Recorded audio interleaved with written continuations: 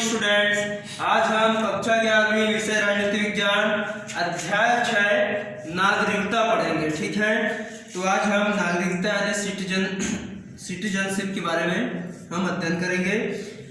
तो यदि कोई व्यक्ति किसी देश में रहता है तो इसका अर्थ ये नहीं है कि वह स्वतः ही उस देश का नागरिक हो जाएगा, है ना। मतलब किसी देश में रहने मात्र से, है ना, वो उस देश का नागरिक नहीं कहा जाएगा। किसी एक देश का नागरिक किसी दूसरे देश में जाकर वहाँ कुछ दिनों तक या एक लंबे समय तक निवास कर सकता है ना। तो वह जिस देश में रहता है उस देश के कानून के अनुसार उसे प्राण और दैहिक स्वतंत्रता और संपत्ति के सुरक्षा का अधिकार उसे प्राप्त होगा।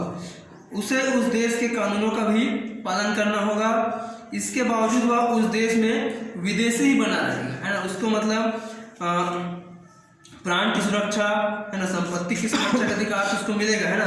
और उस व्यक्ति को जिस देश में वो रह रहा है वहाँ के कानूनों का उसको पालन करना होगा। लेकिन फिर भी वो दूसरे देश में जाकर रहेगा तो वो विदेशी ही कहलाएगा, है ना। विदेशी जिस देश में रहते हैं उस देश के नागरिक नहीं होते हैं, है ना। तो नागरिक शब्द जो है अंग्रेजी शब्द सिटीजन का हिंदी रूपांतरण है। नागरिक का शाब्दिक अर्थ नगर निवासी होता है। ठीक है, नागरिक का शाब्दिक अर्थ होता है नगर निवासी, परंतु वर्तमान समाज में नागरिक का व्यापक अर्थ है। राजनीति विज्ञान की परिभाषा में व्यक्तियों के ऐसे समूह को नागरिक कहा जा सकता है जिनके समस्त नागरिक एवं राजनीतिक अधिकार राज्य द्वारा प्रदान किए जाते हैं तथा वह जन समूह राज्य के प्रति भक्ति रखता है। अरस्तु ने उसे नागरिक कहा है जिसे राज्य के शासन में हिस्सेदारी प्राप्त होती है तथा सम्मान प्राप्त होता है, परंतु वर्तमान काल में अरस्तु की यह परिभाषा पूर्ण नहीं कही जा सकती है। आज ग्रीस के छोटे नगर राज्यों की तुलना में बड़े विशाल राज्यों ने स्थान उसका ले लिया है ना। साथ ही आज राज्यों में निवास करने वाले नागरिकों की संख्या, है ना, जो है उसमें भी भारी वृद्धि हो चुकी है। अतः वर्तमान समय में नागरिक शब्द का अर्थ व्यापक हो गया है। मिलर ने नागरिक को परिभाषित करते हुए कहा है कि नागरिक राजनीतिक समाज के वे सदस्य होते हैं जिनसे मिलकर राज्य का निर्माण होता है तथा जिन्होंने व्यक्तिगत एवं सामूहिक अधिकारों की रक्षा हेतु सरकार की स्थापना की है। इसी प्रकार गैटल के अनुसार नागरिक समाज के वे सदस्य होते हैं, है ना, वे सदस्य हैं जो कुछ कर्तव्यों द्वारा समाज से बंधे रहते हैं, जो समाज के प्रभुत्व को मानते हैं तथा उससे समान रूप से लाभ उठाते हैं। उपयुक्त परिभाषाओं के आधार पर नागरिक के हम निम्नलिखित गुण या लक्षण बता सकते हैं, ना। इनके लक्षण नागरिक के गुण बताए जा सकते हैं, जिसमें पहला है नागरिक जो है वो राज्य का सदस्य होता है ना। उसे राज्य द्वारा सामाजिक एवं राजनीतिक अधिकार प्रदान किए जाते हैं।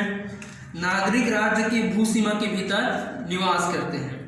नागरिक को मताधिकार प्राप्त होता है ना, उसको मत देने का अधिकार प्राप्त होता है। वह राज्य की संप्रभुता को स्वीकार करता है ना, जो नागरिक होता है। और वह राज्य के प्रति भक्ति एवं निष्ठा की भावना रखता है, भक्ति और निष्ठा रखता है। नागरिक व्यक्तिगत एवं सामूहिक हितों की रक्षा करता है। सभी नागरिक मतदाता नहीं होते, है ना। मतदाता का होना राज्य के कानून के द्वारा निर्धारित होता है। ठीक है, आगे देखें के प्रकार। तो प्रत्येक राज्य में दो प्रकार के व्यक्ति निवास करते हैं, है ना। पहला है नागरिक और दूसरा विदेशी। ठीक है, प्रत्येक राज्य में दो प्रकार के व्यक्ति निवास करते हैं, पहला है नागरिक और दूसरा विदेशी। तो नागरिक की 4 श्रेणियां होती हैं। ठीक है, नागरिक की 4 श्रेणियां, जिसमें पहला है अल्पवयस्क व्यक्ति।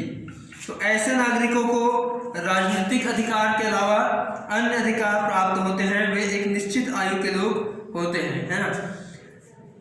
भारत में 18 वर्ष से कम उम्र के व्यक्ति को इस श्रेणी में रखा जाता है। ठीक है, इसको मतलब राजनीतिक अधिकार के अलावा अन्य अधिकार प्राप्त होते हैं। तो ये 18 वर्ष से कम उम्र के जो लोग होते हैं है ना, इसको इस श्रेणी में रखा जाता है।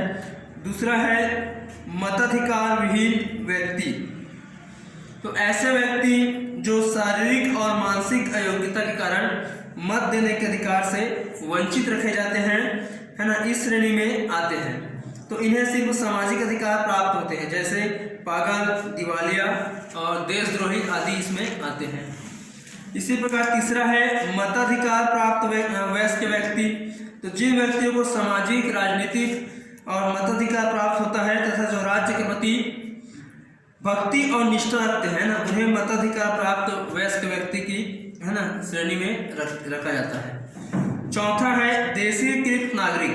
यदि विदेशी का बहुत दिनों तक किसी देश में रहने तथा कुछ अन्य शर्तों को पूरा करने के कारण राजनीतिक और सामाजिक अधिकार दिए जाते हैं तो उन्हें देशीकृत नागरिक कहा जाता है ना। इसी प्रकार आगे देखते हैं, दूसरा है विदेशी।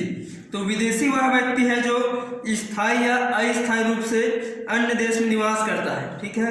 तो उसे उस देश में राजनीतिक अधिकार प्राप्त नहीं होते, वह निवास करने वाले राज्य के प्रति भक्ति भावना भी नहीं रखता।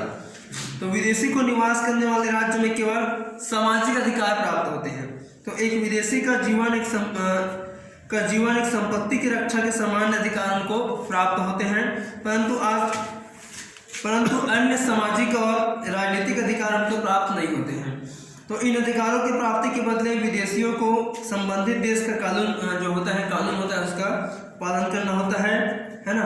तो उद्देश्य के आधार पर विदेशियों को संबंधित देश के कानून का पालन करना होता है, ठीक है। तो ठीक है डियर स्टूडेंट्स, हम आगे के अध्याय में आपको विदेशी जो नागरिक है उसके प्रकारों के बारे में बताएंगे। आज के लिए इतना ही, धन्यवाद।